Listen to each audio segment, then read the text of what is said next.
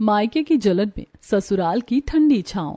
दोपहर का समय होता है। घर की बैठक में बुआ जी, फूफा जी और बाकी घर वाले बैठे होते हैं। अंजलि रसोई से चाय, पानी और नाश्ता लेकर आती है। वो मुस्कुराती सभी मेहमानों की अच्छी तरह खातिरदारी कर रही होती है। तभी मधवाला अपनी झूठी कहानी सुनाकर सबके सामने अंजलि की छवि खराब करने का मौका ढूंढ लेती है। बुआ जी, ये लीजिए आपकी चाय। फूफा जी, आपके लिए नाश्ता भी। आप लोग तो इसे इतना सीधा समझ रहे हैं, लेकिन सच्चाई कुछ और ही है। अंजलि तो कुछ भी काम नहीं करती। मैं इसकी माँ नहीं हूँ ना, इसीलिए इसे सुधार भी नहीं पा रही। मेरी एक भी बात नहीं सुनती। अगर मैं इसे कुछ कह दूं तो मुझे ही उल्टा जवाब देने लगती है। इतना कहते ही मधवाला अपनी आंखों में नकली आंसू भर लेती है और आंचल से उन्हें पोंछने लगती है। सभी उनकी बातों पर यकीन करने लगते हैं। अंजलि, यह हमें क्या सुनना पड़ रहा है? तू अपने चाचा चाची की बात नहीं सुनती? नहीं बुआ जी, ऐसा बिल्कुल नहीं है। मैं तो चाची की हर बात मानती हूँ। अरे अगर ऐसे ही चलता रहा ना तो याद रखना, आज तक इन्होंने ही तेरा पालन पोषण किया है। अगर तू बदतमीजी करेगी तो तेरी अच्छी जगह शादी भी नहीं होगी। अंजलि बेटा, अगर सच में कोई गलती हुई है तो अपनी चाची से माफी मांग लो। पापा, मैंने कुछ भी गलत नहीं किया।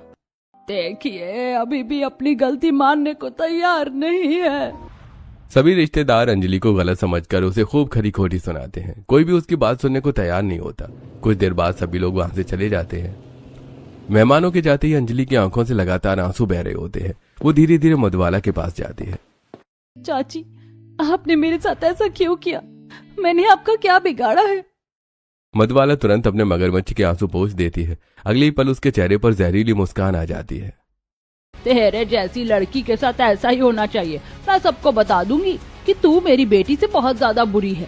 सिर्फ शक्ल सूरत अच्छी होने से कोई अच्छा नहीं बन जाता। मैंने तो हमेशा आपको माँ की तरह माना है और देखा है। बस यही तेरी सबसे बड़ी गलती है। तू जितना रोएगी मुझे उतनी ही खुशी मिलेगी। अंजलि टूटकर वहीं खड़ी रह जाती है। ड्राइंग रूम में रिया बड़े आराम से सोफे पर बैठी होती है। उसके कानों में हेडफोन लगाए हुए होते हैं और मोबाइल पर तेज आवाज में गाने सुन रही होती है। उसे घर के किसी काम से कोई मतलब नहीं होता। रिया कोई जवाब नहीं देती। मधवाला गुस्से में जाकर उसके सिर से हेडफोन उतार देती है। क्या है मम्मी? जाकर कुछ काम भी कर लिया कर। पूरे दिन इसी सोफे पर पड़ी रहती है, बस गाने सुनो और मोबाइल चलाओ। क्या यार मम्मी, आप उस अंजलि का गुस्सा मुझ पर क्यों उतार रही हो? ज्यादा जुबान मत चला। जैसा कह रही हूँ वैसा कर। मुझे नहीं करना कोई काम। रिया पैर पटकते हुए वहां से अपने कमरे में चली जाती है। मधवाला गुस्से में बड़बड़ाने लगती है। अगली सुबह अंजलि गुलाबी रंग का सूट पहनकर, बालों को सलीके से बांधकर और काजल लगाकर काम पर जाने के लिए तैयार होती है। उसकी सादगी ही उसकी सबसे बड़ी खूबसूरती थी।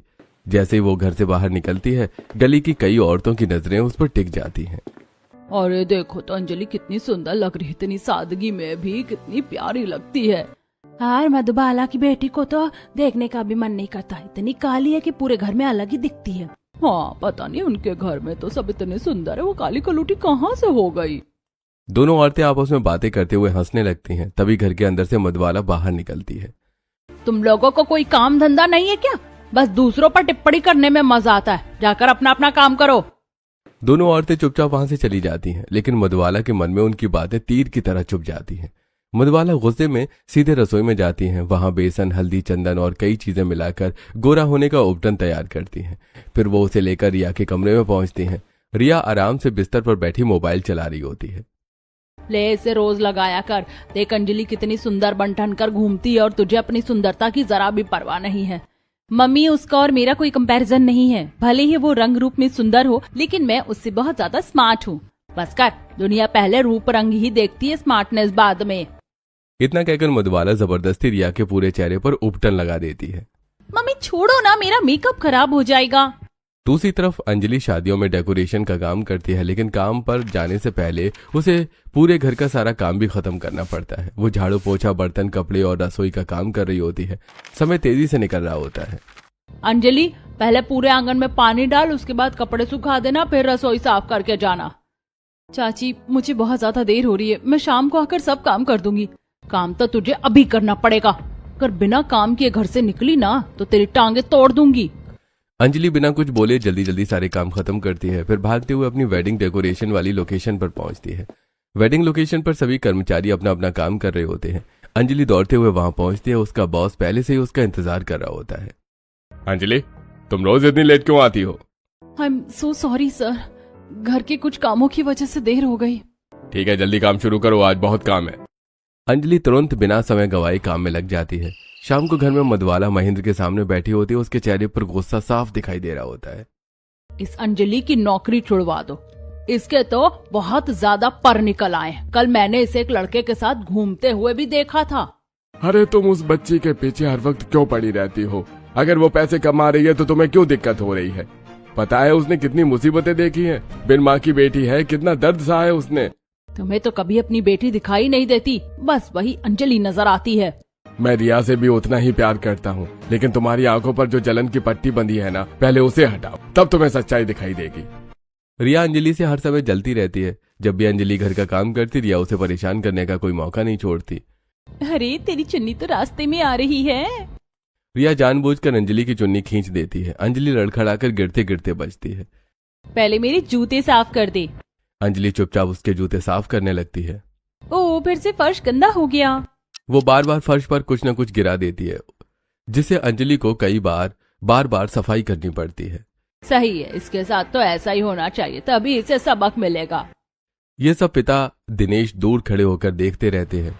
उनकी आंखें भर आती हैं। वो अंजलि से बात करते हैं। बेटा, अगर तू चाहे तो यहाँ से निकल सकती है। तू इतने अच्छे पैसे कमाती है, फिर इनकी बातें क्यों सहती रहती है? पापा, चाचा चाची ने मुझे बचपन से पाला है, मैं इन्हें छोड़कर कैसे चली जाऊं? चाची भले गुस्सा करती हूँ, लेकिन मुझसे बहुत प्यार भी करती हैं। बेटा, हर चमकती हुई चीज सोना नहीं होती। वो तुझसे प्यार नहीं करती। देखा नहीं कैसे हर वक्त तुझे नीचा दिखाती है और रिया से तेरा मुकाबला करती रहती है। कोई बात नहीं पापा, आप मेरी चिंता मत किया करो, सब ठीक हो जाएगा। अगले दिन अंजलि एक बड़ी वेडिंग लोकेशन पर पूरी मेहनत से डेकोरेशन कर रही होती है। पूरा स्टाफ उसकी तारीफ कर रहा होता है। अंजलि, ये लैवेंडर वाले फूल उस साइड पर लगा लो और सामने की लाइट्स भी ठीक कर दो। जी सर, अभी करती हूँ।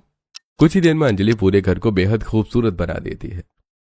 अंजलि, तुम जैसी मेहनती और डेडिकेटेड लड़की हमें आज तक नहीं मिली। तुम हर काम कितनी जिम्मेदारी से करती हो कि जहाँ भी जाती हो वहाँ से सिर्फ पॉजिटिव फीडबैक आता है।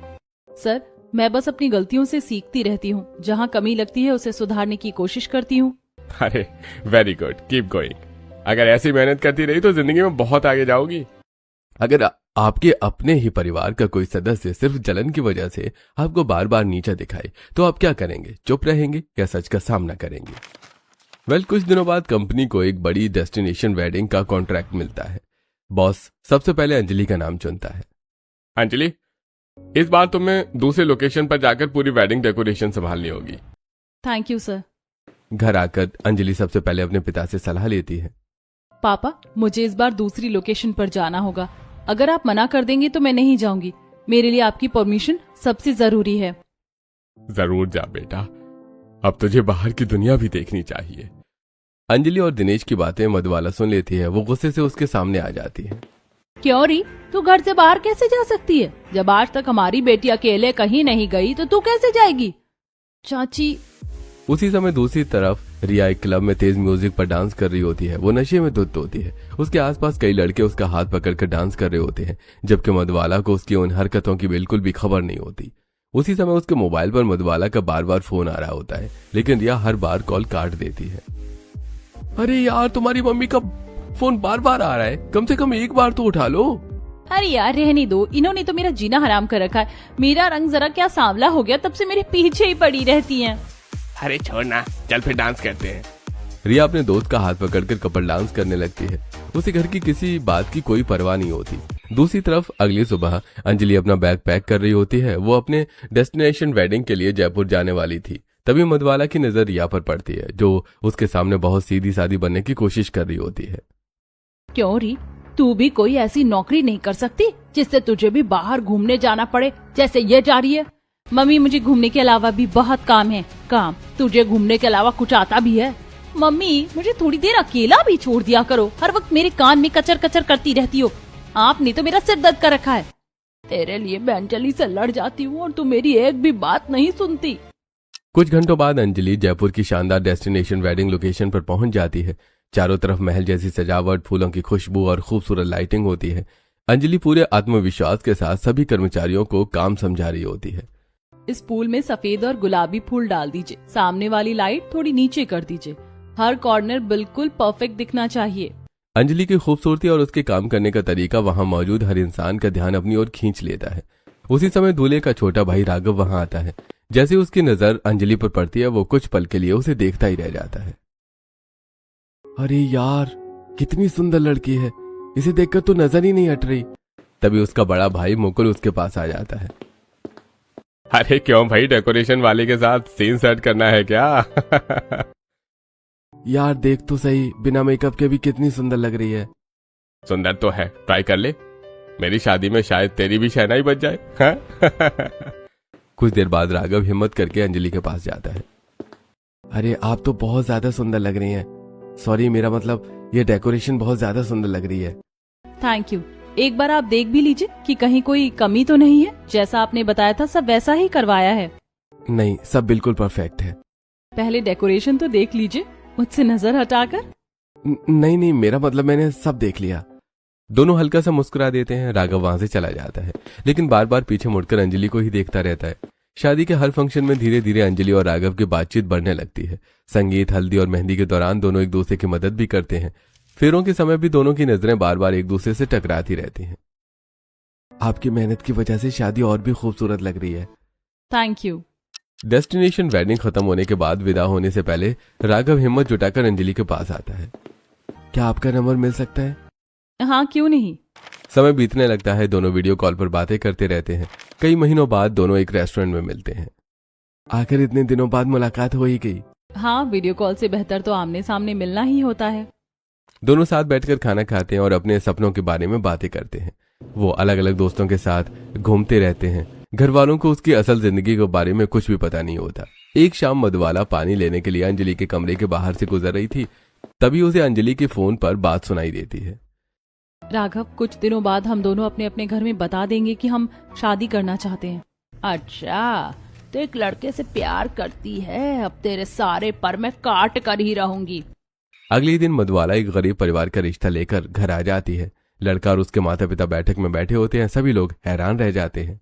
देखो, मैं अपनी बेटी अंजलि के लिए कितना अच्छा रिश्ता लेकर आई हूँ। अरे तुम पागल हो गई हो क्या? हमारी अंजलि इतनी टैलेंटेड और समझदार है, तुम बिना उससे पूछे रिश्ता लेकर आ गई। बेटा, क्या तुझे ये रिश्ता पसंद है? नहीं पापा, मुझे ये रिश्ता पसंद नहीं है। मधुबाला, इन लोगों से माफी मांगो और इन्हें सम्मान से विदा करो। जब रिश्ता करना ही नहीं था तो हमें बुलाया क्यों? गरीब है इसका मतलब ये नहीं कि हमारी कोई इज्जत नहीं है। लड़के वाले वहां से चले जाते हैं। मधुबाला गुस्से से अंजलि को घूरती रहती है। इसके बाद मधुबाला का अत्याचार और बढ़ जाता है और एक दिन अंजलि रसोई में काम कर रही होती है। जरा इधर आ। मधुबाला जानबूझकर उसका हाथ जोर से मरोड़ देती है। अंजलि के हाथ पर लाल निशान पड़ जाता है। चाची। अरे, गलती से हो गया। अगले दिन मधुबाला फिर जलन में आकर अंजलि के फेस पैक में ऐसी चीज मिला देती है जिससे उसकी त्वचा पर तेज एलर्जी हो जाती है। कुछ ही देर में अंजलि के चेहरे पर लाल दाने निकल आते हैं। चाची, आपने मेरे साथ ऐसा क्यों किया? मेरा पूरा चेहरा खराब हो गया है। तुझे तो मैं बदसूरत बना कर ही रहूंगी। तभी महेंद्र वहां आ जाते हैं और सारी बात समझ जाते हैं। तुम हर वक्त बेचारी के साथ ऐसा क्यों करती हो? वो इतनी मासूम लड़की है। मासूम? वो सिर्फ आपकी नजरों में मासूम है, असल में बहुत चालाक लड़की है। समय धीरे धीरे बीतने लगता है। अंजलि और राघव का लॉन्ग डिस्टेंस रिलेशनशिप बहुत अच्छे से चल रहा होता है। दोनों अपने अपने काम में व्यस्त रहते हैं, लेकिन एक दूसरे के लिए समय निकाल ही लेते हैं। कभी अंजलि किसी वेडिंग डेकोरेशन की लोकेशन पर होती है। तुम काम करती हो या और भी अच्छी लगती हो। अगर ऐसे ही मुझे देखते रहोगे तो मेरा काम कैसे होगा? अरे काम तो हो जाएगा, लेकिन तुम्हें देखने का मौका बार बार कहाँ मिलता है। अंजलि मुस्कुरा देती है और फिर अपने काम में लग जाती है। राघव दूर खड़े होकर उसे पूरे प्यार से देखता रहता है। कुछ दिनों बाद अंजलि दूसरी वेडिंग लोकेशन पर डेकोरेशन कर रही होती है। शाम को सब घर जा रहे होते हैं, तभी राघव अचानक वहां पहुंच जाता है। अरे, तुम यहाँ? सोचा तुम्हें सरप्राइज दे दूं। इतनी दूर सिर्फ मुझसे मिलने आए हो? हाँ, क्योंकि कुछ लोगों से मिलने के लिए दूरी मायने नहीं रखती। दोनों कुछ देर साथ बैठकर चाय पीते हैं। फिर अंजलि वापस अपने काम में लग जाती है और राघव उसे शुभकामनाएं देकर लौट जाता है। समय के साथ अंजलि के चेहरे की एलर्जी बढ़ती जा रही थी। उसके चेहरे पर लाल दाने फैल चुके होते हैं। वो लोगों के सामने जाने से भी हिचकिचाने लगी। अंजलि ने अपने चेहरे पर दुपट्टा बांधा होता है और आंखों पर बड़ा चश्मा लगाया होता है। अंजलि, तुम आज इस तरह कैसे आई हो? उस फेस पैक की वजह से मेरे पूरे चेहरे पर एलर्जी हो गई है। अब तो हालत ऐसी हो गई है कि आईने में खुद को देखने का भी मन नहीं करता। एक बार ये दुपट्टा हटा दो। नहीं, तुम्हें अच्छा नहीं लगेगा। अरे मुझे तुम्हारे चेहरे से नहीं, तुमसे प्यार है। अंजलि धीरे धीरे दुपट्टा हटाती है। राघव उसके चेहरे को देखकर भी बिल्कुल नहीं बदलता। मैं आज तुमसे एक जरूरी बात करना चाहता हूँ। क्या? मैं चाहता हूँ कि अब हम शादी कर लें। अभी? मेरा चेहरा इतना खराब हो गया है, तुम्हारे घर वाले मुझे देखकर मना कर देंगे। मेरे घर वाले इंसान देखते हैं, चेहरा नहीं। तुम बस हाँ कह दो। ठीक है, रिश्ता लेकर घर आ जाना। अगले ही दिन राघव अपने पूरे परिवार के साथ अंजलि के घर रिश्ता लेकर पहुंच जाता है। उनका परिवार बहुत अमीर दिख रहा होता है। ये देखकर मधुबाला के मन में लालच आ जाता है। ये बहुत बड़े घर का रिश्ता है, तू जल्दी से तैयार होकर आ जा। अगर तुझे पसंद कर लिया ना तो हमारी किस्मत बदल जाएगी। ठीक है मम्मी। कुछ देर बाद रिया सज धज कर सबके सामने आती है। माफ कीजिएगा, मुझे रिश्ता नहीं चाहिए। क्या? मुझे अंजलि से प्यार है, मैं उसी से शादी करना चाहता हूँ। ये सुनते ही मधुबाला गुस्से में महेंद्र को अलग ले आती है। देख लिया, तुम्हारी अंजलि ने बाहर जाकर किसी लड़के को फंसा लिया और रिश्ता लेकर घर बुला लिया। अंजलि पढ़ी लिखी और समझदार लड़की है। अगर उसने किसी को पसंद किया है तो सोच समझ कर ही किया होगा। वो तुम्हारी बेटी की तरह ना समझ नहीं है। दिनेश और महेंद्र दोनों खुशी खुशी रिश्ता पक्का कर देते हैं। कुछ दिनों बाद शादी की तैयारियां शुरू हो जाती हैं। महेंद्र ने सालों पहले अंजलि के लिए कुछ गहने बनवा कर रखे थे, वो अलमारी से निकालकर सबको दिखा रहे होते हैं। अंजलि बेटा, ये सारे गहने मैंने तेरे लिए बनवाए थे। अरे बहुत सुंदर है भाई। तभी मधुबाला गुस्से में वहां आ जाती है। ये गहने इसके साथ ससुराल नहीं जाएंगे। क्यों नहीं जाएंगे? मैंने अंजलि के लिए खरीदे हैं। अरे रहने दे भाई, बेवजह झगड़ा हो जाएगा। अरे नहीं भैया, हर बार इसकी मनमानी नहीं चलेगी। मधुबाला गुस्से में रसोई में जाती है। वहां से एक चाकू उठाकर अपनी कलाई पर रख लेती है। अगर आज ये गहने इसके साथ गए ना तो मैं यहीं अपनी जान दे दूंगी। तुम्हारा ये ड्रामा जिंदगी भर खत्म नहीं होगा। पता नहीं तुम अंजलि से इतनी जलती क्यों हो। एक दिन तुम्हें इस बात का पछतावा जरूर होगा। घर का माहौल बिगड़ता देखकर महेंद्र मजबूरी में गहने वापस रख देता है। अंजलि बिना किसी गहने के ही अपनी शादी के लिए तैयार होती है। शादी हो जाती है, लेकिन वहां उसका बहुत प्यार और सम्मान के साथ स्वागत होता है। बेटा, आज से ये घर भी तुम्हारा अपना घर है। हमेशा खुश रहो बेटी। पूरे परिवार के प्यार को देखकर अंजलि की आंखें भर आती हैं। अगली सुबह अंजलि की पहली रसोई होती है। वो रसोई में खड़ी थोड़ी घबराई हुई होती है। अगर मैंने कुछ ऐसा बना दिया जो सबको पसंद नहीं आया तो? आज मेरी पहली रसोई है। तभी उसकी जेठानी शिल्पा मुस्कुराते हुए रसोई में आती है। क्या बात है देवरानी जी, आज परीक्षा से पहले डर लग रहा है क्या? नहीं दीदी, बस थोड़ा घबरा रही हूँ। चलो मैं तुम्हें सबकी पसंद बता देती हूँ, और हाँ, खासकर राघव की पसंद भी। दीदी चलो अब मिलकर खाना बनाते हैं। कुछ देर बाद दोनों मिलकर स्वादिष्ट खाना तैयार कर देती हैं। पूरा परिवार डाइनिंग टेबल पर बैठा होता है। आज मेरी बहू की पहली रसोई है। कमला अपने हाथों से अंजलि को पहला निवाला खिलाती है। आज मैं अपनी बेटी को अपने हाथों से खाना खिलाना चाहती हूँ। जैसे ही कमला अंजलि को खाना खिलाती है, उसकी आंखों से आंसू बहने लगते हैं। मम्मी जी, आज बहुत सालों बाद मुझे अपनी माँ की याद आ गई। छोटी सी अंजलि पूरे आंगन में भाग रही होती है। उसकी माँ उसे प्यार से गोद में बिठाकर अपने हाथों से खाना खिला रही होती है। अंजलि हंसते हुए माँ के गले लग जाती है। बेटा, रोने की जरूरत नहीं, मैं भी तो तेरी माँ हूँ। जितना प्यार तेरी माँ तुझसे करती थी, उतना ही प्यार मैं भी करूंगी। कमला अंजलि को गले लगा लेती है। वर्षों बाद अंजलि को माँ के प्यार की वही गर्माहट फिर से महसूस होती है। Thank you so much mummy ji. दूसरी तरफ मधुबाला और रिया अपने कमरे में बैठे मोबाइल पर अंजलि की शादी और ससुराल की तस्वीरें देख रही होती हैं। हर तस्वीर में अंजलि गहने और खूबसूरत कपड़ों में मुस्कुराती हुई दिखाई दे रही होती है। इतना सुंदर और इतना अमीर लड़का तो सिर्फ तुझे मिलना चाहिए था। मम्मी, आपने तो इसके मायके वाले गहने भी छीन लिए थे, लेकिन देखो इसके ससुराल वालों ने इस पर कितने गहने चढ़ा दिए। हर फोटो में गहनों से लदी हुई घूम रही है। तू टेंशन मत ले, बहुत जल्दी ये सब कुछ भी हमारा होगा। मैं अंजलि को इतनी आसानी से खुश नहीं रहने दूंगी। फिर जल्दी कुछ करना पड़ेगा मम्मी। दोनों माँ बेटी अंजलि की खुशियां देखकर अंदर ही अंदर जलती रहती है। शाम को पूरे परिवार के लोग ड्राइंग रूम में बैठकर चाय पी रहे होते हैं। माहौल हंसी मजाक से भरा हुआ होता है। अंजलि, पता है तुमने मेरी शादी में जो डेकोरेशन की थी, उसके बाद मेरे कई दोस्तों ने तुम्हारा नंबर लिया था। अरे सच कहूँ तो उस दिन मैं तुम्हारी तारीफ भी नहीं कर पाया था। तुमने वाकई कमाल की डेकोरेशन की थी। Thank you so much. अगर किसी को मेरा काम पसंद आता है तो मुझे बहुत खुशी होती है।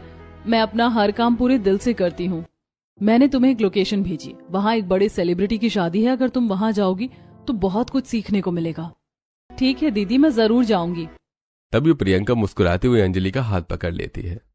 बस बस, भाभी का पेट तारीफों से ही भर दोगे क्या? कहीं घूमने भी लेकर चलोगे या नहीं? ये तो बहुत अच्छा आइडिया है। चलो आज हम तीनों गर्ल्स गैंग बाहर चलते हैं। चलिए। सबसे पहले तीनों शहर के मशहूर गोलगप्पे की दुकान पर पहुंचती हैं। भाभी, हमारे यहाँ की फेमस गोलगप्पे खाकर बताइए कैसे लगे। वाह, ये तो बहुत टेस्टी है। अब तो ये मेरे भी फेवरेट बन गए। देखा, हमने कहा था ना। उसके बाद तीनों एक खूबसूरत पार्क और म्यूजियम घूमने जाती हैं। चारों तरफ हरियाली, फव्वारे और बड़ी बड़ी मूर्तियां बनी होती हैं। भाभी, ये हमारे शहर का सबसे फेमस पार्क है। अब तो अक्सर आपका यहाँ आना जाना होगा। सच में ये जगह तो बहुत खूबसूरत है। शिल्पा और प्रियंका पूरे दिल से अंजलि का ख्याल रखती हैं। घूमते घूमते अंजलि की आंखें नम हो जाती हैं। कहाँ मायके में हर वक्त जलन और अत्याचार था, और कहाँ ये ससुराल की ठंडी छांव जहाँ हर कोई मुझे इतना प्यार देता है। उसी रात राघव अंजलि को एक खूबसूरत रेस्टोरेंट में कैंडल लाइट डिनर पर लेकर जाता है। अंजलि ने एक सुंदर शॉर्ट ड्रेस पहनी होती है और राघव सूट में बेहद स्मार्ट लग रहा होता है। आज की शाम सिर्फ तुम्हारे नाम। वेटर खाना सर्व करता है। खाना खत्म होने के बाद राघव अपनी जेब से एक छोटा सा रिंग बॉक्स निकालता है। ये क्या है? खोलकर देखो। अंजलि बॉक्स खोलती है। उसमें एक बेहद खूबसूरत डायमंड रिंग होती है। ये तुम्हारे लिए। राघव अपने हाथों से अंजलि की उंगली में रिंग पहना देता है। इतनी महंगी रिंग की क्या जरूरत थी? एंगेजमेंट में भी तुमने इतनी सुंदर रिंग दी थी। अगर मेरे सामने तुम जैसी खूबसूरत पत्नी बैठी हो तो ये सारी चीजें भी छोटी लगती है। अंजलि शर्माकर मुस्कुरा देती है। कुछ दिनों बाद रात को दोनों अपने कमरे में बैठे बातें कर रहे थे। तभी अंजलि के पिता दिनेश का फोन आता है। बेटा, वहां जाकर ठीक तो है ना? किसी चीज की कमी तो नहीं है? नहीं पापा, यहाँ सब लोग मुझे बहुत प्यार करते हैं। अच्छा है बेटा, मायके की जलन से निकलकर अब तू ससुराल की छांव में आ गई है, जहाँ तू हर वक्त सुरक्षित रहेगी। हाँ पापा, यहाँ मम्मी जी और पापा जी मुझे अपनी बेटी की तरह रखते हैं। बस बेटा, तेरी ये खुशी देखकर मेरी सारी चिंता खत्म हो जाती है। अगले दिन मधवाला अपनी कुछ सहेलियों को लेकर अचानक अंजलि के ससुराल पहुंच जाती है। आइए, आपका बहुत बहुत स्वागत है। मेरी सहेलियों का बहुत मन था कि वे अपने दामाद से मिले, इसीलिए मैं इन्हें लेकर आ गई। सभी लोग ड्राइंग रूम में बैठ जाते हैं। कुछ देर बाद मधवाला जानबूझकर अंजलि की बुराई करना शुरू कर देती है। मेरी बेटी रिया तो इससे लाख गुना अच्छी है। बेचारी पूरे घर का काम करती है, और अंजलि, इसने तो शादी से पहले घर में कभी एक काम तक नहीं किया। मैंने इसे हमेशा अपनी बेटी माना, लेकिन इसने मुझे कभी माँ का दर्जा नहीं दिया। नहीं, ऐसी बात नहीं है। अंजलि तो बहुत प्यारी और संस्कारी बच्ची है। शायद आपको कोई गलतफहमी हुई है। अच्छा, मैंने इसे बचपन से पाला है और आप एक हफ्ते में कह रही है कि मुझे गलतफहमी है? रिया भी बहुत अच्छी लड़की होगी। अगर उसके लिए कोई अच्छा रिश्ता मिला तो हम जरूर बताएंगे। मुझे आपका कोई एहसान नहीं चाहिए। इस बला को रख लिया, वही काफी है। इतना कहकर मधवाला गुस्से में वहां से चली जाती है। मधवाला के जाते ही पूरे घर में कुछ पल के लिए सन्नाटा छा जाता है। बेटा, तू इतने साल इनके साथ कैसे रही? अंजलि फिर भी अपनी चाची की बुराई नहीं करती। मम्मी जी, मेरी चाची बहुत अच्छी हैं। वो मुझसे बहुत प्यार करती हैं। बेटा, तू सच में बहुत बड़ी दिल वाली है। शाम को मोहन बाजार से लौटते हैं। उनके हाथों में फलों का बड़ा बैग होता है। बेटा, तुझे फल बहुत पसंद है ना, इसलिए तेरे लिए लेकर आया हूँ। थैंक यू सो मच पापा जी। आपको मेरी पसंद का कितना ख्याल रहता है। अगर एक बाप को अपनी बेटी की पसंद ही नहीं पता होगी तो फिर किसे पता होगी? अंजलि मुस्कुराकर उनके गले लग जाती है। थोड़ी देर बाद कमला रसोई से गर्मा गर्म बेसन का हलवा लेकर आती है। आ बेटा, देख, मैंने तेरे लिए तेरी पसंद का बेसन का हलवा बनाया है। आज मैं अपने हाथों से खिलाऊंगी। कमला प्यार से अंजलि को हलवा खिलाती है। अंजलि की आंखें फिर से भर आती हैं। मुझे तो ऐसा लग ही नहीं रहा कि मैं ससुराल में हूँ। ऐसा लगता है जैसे मैं अपने ही घर में अपनी माँ पापा के साथ बैठी हूँ। शाम को हल्की हल्की ठंडी हवा चल रही थी। अंजलि और राघव हाथों में हाथ डाले पार्क में इवनिंग वॉक कर रहे होते हैं। चारों तरफ बच्चे खेल रहे होते हैं। तभी अंजलि की नजर एक बड़े किंग स्विंग झूले पर पड़ती है। राघव, मुझे उस झूले पर बैठना है। अरे बिल्कुल, चलो। अंजलि बच्चों की तरह खुशी खुशी झूले पर बैठ जाती है। राघव पीछे से धीरे धीरे झूला धक्का देने लगता है। अंजलि खिलखिलाकर हंसने लगती है। उसके चेहरे पर मासूम खुशी साफ दिखाई दे रही होती है। सच में मैं बहुत लकी हूँ जो मुझे इतना प्यार करने वाला पति और इतना अच्छा ससुराल मिला। दूसरी तरफ मधवाला को अंजलि की खुशी बिल्कुल भी बर्दाश्त नहीं हो रही होती। वो गुस्से में अंजलि को फोन करती है। क्यों री, सारे पैसे अपने ससुराल वालों पर ही खर्च कर देगी, हमारे लिए कुछ नहीं बचाएगी। जी चाची, आपको कितने पैसे चाहिए, आप बस बता दीजिए। तेरे अकाउंट में जितने भी पैसे हैं सब मेरे अकाउंट में ट्रांसफर कर दे। जी चाची, अभी कर देती हूँ। अंजलि बिना एक सवाल किए पैसे भेज देती है, लेकिन फिर भी मधवाला के मन की जलन बिल्कुल भी कम नहीं होती। उसी समय रिया एक पूल पार्टी में अपने दोस्तों के साथ होती है। उसके आसपास 4-5 लड़के खड़े होते हैं, तेज म्यूजिक बज रहा होता है। हाँ जाने मन, कैसी हो? मैं तो ठीक हूँ, लेकिन आज अर्जुन कहाँ रह गया? अरे पता नहीं, आता ही होगा, लेकिन हम लोग तो है ना तुम्हें कंपनी देने के लिए। रिया सबके साथ हंसते हंसते पार्टी एंजॉय कर रही थी। उसकी बिगड़ती आदतों की भनक भी घर वालों को नहीं होती। कुछ दिनों बाद मधवाला एक साइबर कैफे जाकर अंजलि की तस्वीरों को एडिट करवाती है। तस्वीरों में ऐसा दिखाया जाता है वो उन नकली तस्वीरों को लेकर सीधे अंजलि के ससुराल पहुंच जाती है। देखिए, शादी से पहले ये लड़कों के साथ घूमती रहती थी, आपने ऐसी लड़की को अपने घर की बहू कैसे बना लिया? इसके तो कई लड़कों के साथ अफेयर थे। मधुबाला जी, आपकी हिम्मत कैसे हुई मेरी बहू पर ऐसे झूठे इल्जाम लगाने की? अगर आपने ऐसी हरकत दोबारा की तो इस घर में आपकी एंट्री हमेशा के लिए बंद हो जाएगी। पहले अपनी बहू से तो पूछ लो कि ये कैसी थी। अंजलि की आंखों से आंसू बहने लगते हैं। बस बहुत हो गया, आप रोज मेरी पत्नी पर नया इल्जाम लेकर आ जाती हैं। शादी से पहले अंजलि सिर्फ मुझसे बात करती थी, उसने किसी और लड़के की तरफ आंख उठाकर भी नहीं देखा। चाची, मैं ऐसा क्या करूं कि आपको मेरी अच्छाई भी दिखाई दे? कब आप मुझे अपने परिवार का हिस्सा मानेंगी? तू मेरी कुछ नहीं लगती, और ना मैंने तुझे कभी अपनी बेटी माना था और ना कभी मानूंगी। इतना कहकर मधुबाला वहां से चली जाती है। अंजलि फूट फूट कर रोने लगती है। तभी शिल्पा और प्रियंका उसके पास आ जाती हैं। अब रोना बंद करो, तुम्हें उनके वैलिडेशन की जरूरत नहीं है, हम सब तुम्हारा परिवार है। हाँ भाभी, अब उन लोगों के बारे में सोचना भी मत। अंजलि धीरे धीरे खुद को संभाल लेती है। कुछ दिनों बाद करवा चौथ आने वाला होता है। मायके में महेंद्र और दिनेश कमरे में बैठे होते हैं, अंजलि के लिए सामान तैयार कर रहे होते हैं। भाई इस बार मैं अंजलि को ये सारे गहने देकर ही रहूंगा। अरे रहने दे भाई, फिर घर में झगड़ा हो जाएगा। अरे झगड़ा हो तो हो, लेकिन इस बार मैं किसी को पहले नहीं बताऊंगा। करवा चौथ के दिन महेंद्र और दिनेश अंजलि के ससुराल पहुंचते हैं। टेबल पर कई थालियां रखी होती हैं, किसी में कपड़े और एक थाली में खूबसूरत गहने होते हैं। इतने सारे गहने और आप बिना बताए यहाँ कैसे ले आए? यहाँ कोई तमाशा मत करो, घर जाकर बात करेंगे। पापा, आपको तो मेरी कभी परवाह ही नहीं रही। आपकी तो हमेशा एक ही बेटी रही, अंजलि। ऐसा मत कहो रिया, चाचा जी तुमसे भी बहुत प्यार करते हैं। मैं तो हमेशा उनकी भतीजी ही रहूंगी। तुम चुप रहो, जिस दिन से तुम आई हो मेरी जिंदगी खराब हो गई है। मैं तुमसे बहुत प्यार करती हूँ, अगर तुम्हें ये सब चाहिए तो तुम रख लो, मुझे गहनों से ज्यादा अपना परिवार चाहिए। रिया गुस्से में वहां से निकल जाती है। रिया नशे की हालत में सड़क पर लड़खड़ाते हुए चल रही होती है। उसके हाथ में शराब की बोतल होती है। दूसरी तरफ अंजलि भारी लहंगा पहने उसे ढूंढती हुई इधर उधर भाग रही होती है। रिया, तुम कहाँ हो? तभी उसकी नजर दूर जाती है। रिया सड़क के बीचों बीच लड़खड़ा रही थी। पीछे से तेज रफ्तार ट्रक आ रहा होता है। रिया, पीछे हटो। अंजलि दौड़कर रिया का हाथ पकड़ती है और उसे पीछे से जोर से खींच देती है। उसी पल उसका लहंगा उसके पैरों में उलझ जाता है। अंजलि खुद ट्रक की चपेट में आ जाती है। आसपास अफरा तफरी मच जाती है और लोग तुरंत दोनों को अस्पताल लेकर पहुंचते हैं। अस्पताल में रिया को मामूली चोट लगी होती है और उसे होश आ जाता है, लेकिन अंजलि के हाथ पैरों में गंभीर चोटें होती हैं और उसके सिर से लगातार खून बह रहा होता है। पूरा परिवार अस्पताल में मौजूद होता है। मम्मी, अगर आज अंजलि दीदी नहीं होती तो मैं जिंदा नहीं बचती। मधुबाला फूट फूट कर रोने लगती है। देख लिया आपने, मेरी बेटी सबको निस्वार्थ प्यार करती है। अगर चाहती तो सिर्फ अपनी जान बचा सकती थी, लेकिन उसने आपकी बेटी की जान बचाई। अंजलि, हमने जलन में तुझे कितना सताया, लेकिन तूने अपने प्यार से हमारी सारी जलन खत्म कर दी।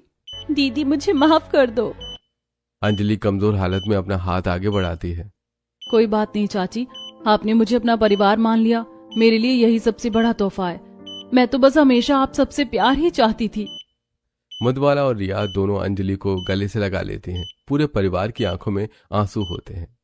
मेरी बच्ची, भाई हिम्मत रख, हमारी बेटी जल्दी ठीक हो जाएगी। अस्पताल के कमरे में पहली बार जलन हार जाती है और प्यार जीत जाता है। मायके की नफरत आखिरकार ससुराल के प्यार के आगे झुक जाती है। अगर किसी को मायके में सिर्फ जलन और ताने मिले हो, लेकिन ससुराल में सच्चा प्यार और अपनापन मिले, तो असली परिवार आप किसे मानेंगे? खून का रिश्ता या दिल से निभाया गया रिश्ता?